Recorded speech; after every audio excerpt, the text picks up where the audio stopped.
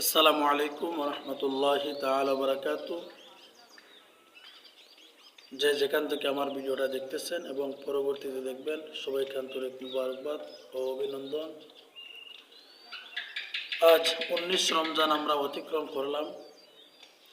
আগামীকাল থেকে প্রত্যেক মসজিদে মসজিদে এতেকাফের মধ্যে বসবেন। যে এতেকাফের গুরুত্ব আল্লাহর হাবিব সাল্লাল্লাহু আলাইহি ওয়াসাল্লাম হাদিসে পাকের মধ্যে বলেছেন,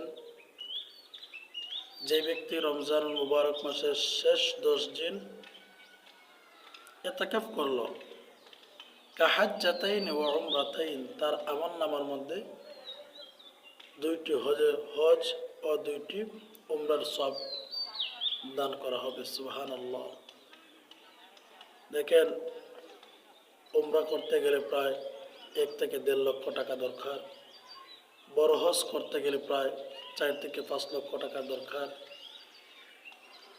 তারপরেও টাকা খরচ করার পরেও হজ আপনি করেছেন, কবুল হয়েছে কি না কোনো গ্যারান্টি নাই। কিন্তু আল্লাহ রাসূল সাল্লাল্লাহু আলাইহি সাল্লাম বলেছেন, শেষ 10 দিন যেই আল্লাহর বান্দা এতেকাফ করলো, তার আমলনামার মধ্যে 2টা হজ ও 2টা উমরার সওয়াব দান করা হয়। সুবহানাল্লাহ। আসুন আমরা